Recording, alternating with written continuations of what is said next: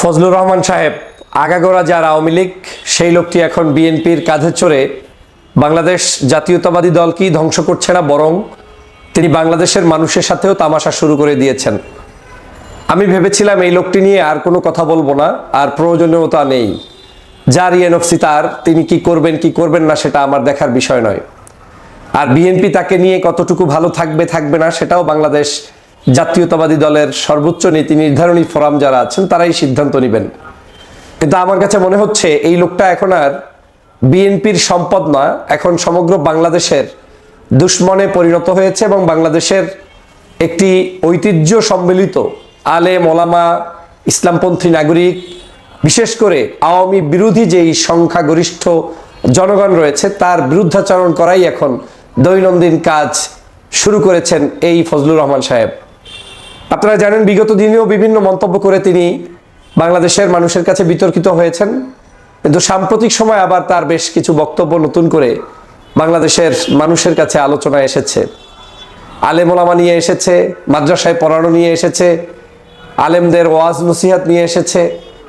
আলেমরা টাকার কারণে ফতুয়া আবার নতুন করে দিতে পারে, 1 টাকার চেয়ে আর 1 টাকার পরিমাণ বেশি হলে তারা ফতুয়া চেঞ্জ করে দিতে পারে, এরকম মন্তব্য এসেছে। মাদ্রাসায় কাউকে পড়াবেন না, মাদ্রাসায় যারা পড়ে তারা সমাজের সবচেয়ে ছোট, একেবারে খারাপ, মানে এত বিশ্রী ভাষায় তার মন্তব্যগুলো এসেছে যেটার জবাব আসলে না দিলে বাংলাদেশের জাতি ক্ষতিগ্রস্ত হবে। আপনাদের নিশ্চয়ই মনে আছে আমাদের বাংলাদেশে একটা সময় ছিল যে বাংলাদেশের মূল্যবোধের বিরোধিতা করে কোনো কবি, সাহিত্যিক, সাংবাদিক এই মানুষরা কখনোই জনগণের কাছে গ্রহণযোগ্য হতে পারত না।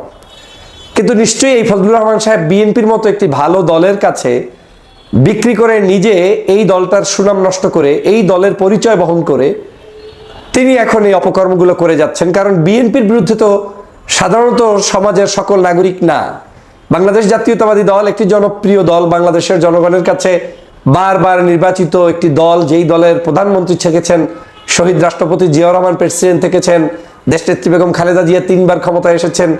এর বাহিরেও সব মিলে এই দলটি স্বাধীনতা থেকে শুরু করে আজ পর্যন্ত বাংলাদেশের একটি সার্বজন গ্রহণযোগ্য জনপ্রিয় দল।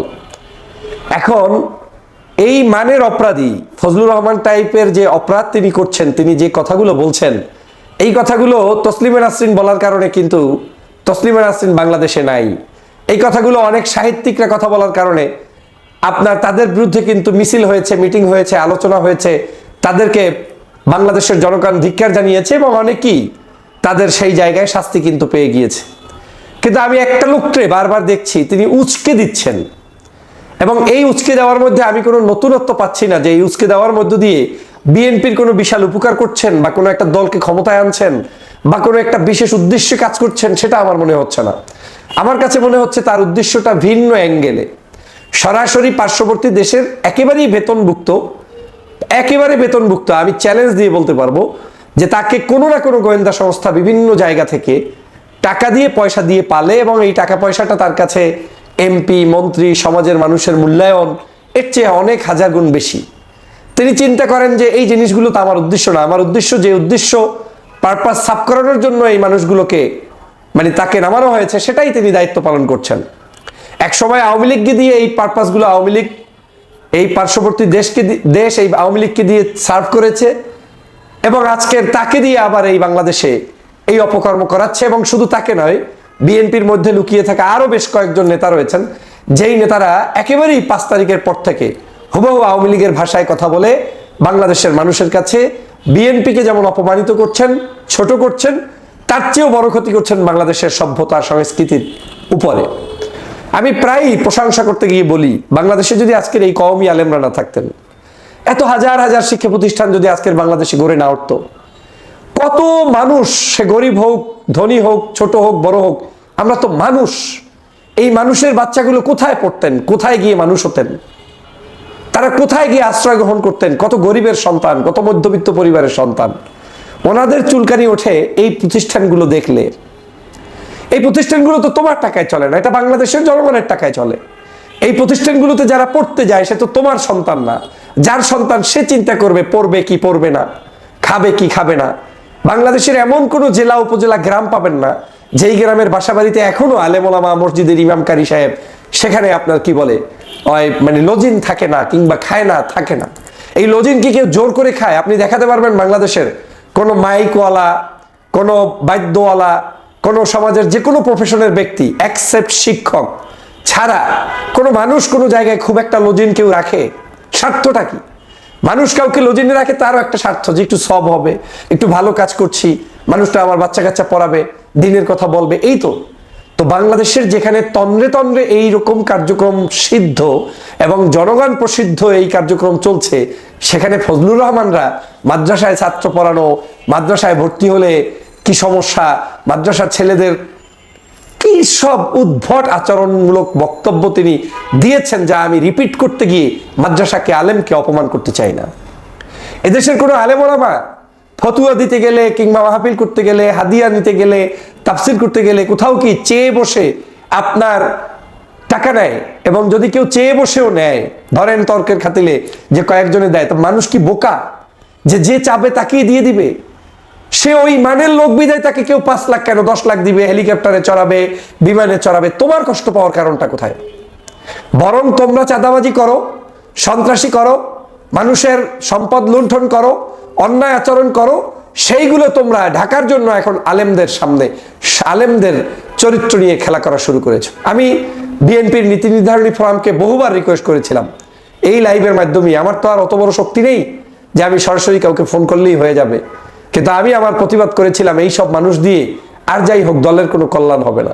এসব মানুষ দিয়ে দলের বিশাল উপকার হবে, সেটা হচ্ছে দালালি যদি করার প্রয়োজন হয়, কোনো দেশের যদি তাবেদারি করতে হয়, কারো এজেন্ডা বাস্তবায়নের যদি গোপন চুক্তি আপনাদের সাথে থেকে থাকে, তাহলে ঠিক আছে, এই মানুষরা তার জন্য ফিট, কারণ এরা ওদের দালাল হয়েই এই কথাগুলো বলছে।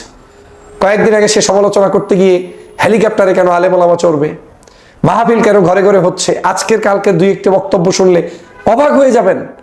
কি করে এখনো তিনি স্বপ্ন দেখেন যে দেশের ভাষা থাকলে, সংস্কৃতি থাকলে আওয়ামী লীগ ফিরে আসবে, আওয়ামী লীগ আবার বাংলাদেশে ফিরে আসবে। এই বলছে এই লোক আওয়ামী লীগ নাকি বাংলাদেশের সাথে, মানে বিএনপির যতটুকু তিনি ক্যাম্পেইন না করছেন তার চেয়ে আওয়ামী লীগের ক্যাম্পেইন করছেন।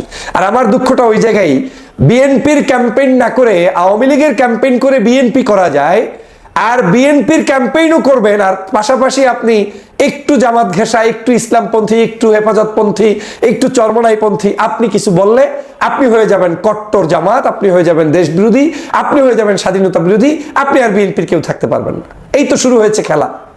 ইতিমধ্যে অনেকে এই সব অভিযোগ, আমি যেমন ভুক্তভোগী শুনছি মানুষের কাছ থেকে, দেখছি যে 5 তারিখের পরে এখন কিছু দুষ্ট চক্রের আস্ফালন বেড়েছে, যারা গত 16 বছর 2টি কথাও বলে নাই, জনগণের কথাও বলে নাই, দলের কথাও বলে নাই, খালেদা জিয়ার কথাও বলে নাই, তারেক রহমানের কথাও বলে নাই, এখন 2 লাইন জামাতের বিরোধিতা করছে বলেই সার্টিফিকেট পেয়ে যাচ্ছে তিনি, তাহলে আমাদেরই লোক হবে। বাপরে বাপ, এতটুকু বিশ্বাস রাখা উচিত ছিল যে বাংলাদেশে অন্তত আওয়ামী লীগ সে কারো বন্ধু হতে পারে না। আজকের এই আওয়ামী লীগকে প্রশ্রয় দিয়ে যারা যারা এই দলটার ভিতরে ঢুকিয়েবে এবং ঢুকিয়ে আগামী দিনের রাজনীতির সুযোগ করে দিবে, বিশেষ করে পদ পদবিতে বা বড় কোনো সুযোগ সুবিধায়, আমি নিশ্চিত করে বলতে পারি তারা যেদিন এই দল থেকে বিদায় নেওয়া লাগবে সেদিনই তারা বিদায় নেবে। যাই হোক, সেটা দলের সিদ্ধান্ত, দল কাকে রাখবে কাকে রাখবে না, কাকে নিয়ে আরাম করবে করবে না, একান্তই তাদের ব্যাপার। কিন্তু আমি স্পষ্ট ভাষায় বলতে চাই, এই ফজলুর রহমান সাহেব বাংলাদেশের স্বাধীনতাকে বিপন্ন করতে চায়, বাংলাদেশের ইসলাম ইতিহাস ঐতিহ্যকে নষ্ট করতে চায়, এবং এই ফজলুর রহমানের উদ্দেশ্য হচ্ছে বাংলাদেশের যে কোনো মূল্যে আলেমদের সাথে তার দলের যেমন বিরোধিতা শুরু করিয়ে দেওয়া, পাশাপাশি আলেম ওলামাকে একেবারে সেই আওয়ামী লীগের মতো করে জুলুম অত্যাচারে রাখার জন্য একটি নতুন ন্যারেটিভ তৈরি করতেই নেমেছেন এই ফজলুর রহমান। অতএব দেশবাসীকে সাবধান হতে হবে, প্রতিবাদী হতে হবে, অন্যায়কে অন্যায় বলতে হবে, ন্যায়কে ন্যায় বলতে হবে। আমি যেটা সবচাইতে স্বাচ্ছন্দ্য বোধ করি, আমি একটা দল করি, দলের পক্ষে অবস্থান নিয়েও ভালো মানুষদের প্রশংসা করবেন, এই নীতিটা অ্যাকসেপ্ট করলে দল সবচেয়ে বেশি জনপ্রিয় হয়। কিন্তু আমরা কেন জানি বুঝি না, দলের মানে আমার দল করছে তাই বলে তিনি যা ইচ্ছে তাই বলে যাচ্ছে, ওই লোকটাকেও থামাচ্ছি না, আর ওই ধরনের লোকগুলোকে প্রশ্রয় দিচ্ছি, দলের যে আরো 12টা বাজাচ্ছে সেটা মাথায় নেই। সংগ্রামী ভাইয়েরা, বাংলাদেশে এই ফজলুর রহমানদের অপতৎপরতা এটা একটি মাস্টার প্ল্যানের অংশ। আমি এটাকে হালকা হিসাবে দেখার কোনো সুযোগ মনে করি না। আমি মনে করি দেশবাসীকে সচেতন না হলে বাংলাদেশের ইতিহাস ঐতিহ্য, আমাদের দেশের যে স্বাধীনতা সার্বভৌমত্ব, আলেম ওলামা ইসলামিক নাগরিকদের যে একটি পদচারণা, সেটা ব্যাহত হবে। এবং ব্যাহত করার জন্য যতগুলো ন্যারেটিভ তৈরির কাজ চলছে, তার মধ্যে একটি প্রজেক্ট নিয়েছেন এই ফজলুর রহমান। আসুন সবাই সেই জায়গায় সতর্ক হই, সাবধানতা অবলম্বন করি। ভালো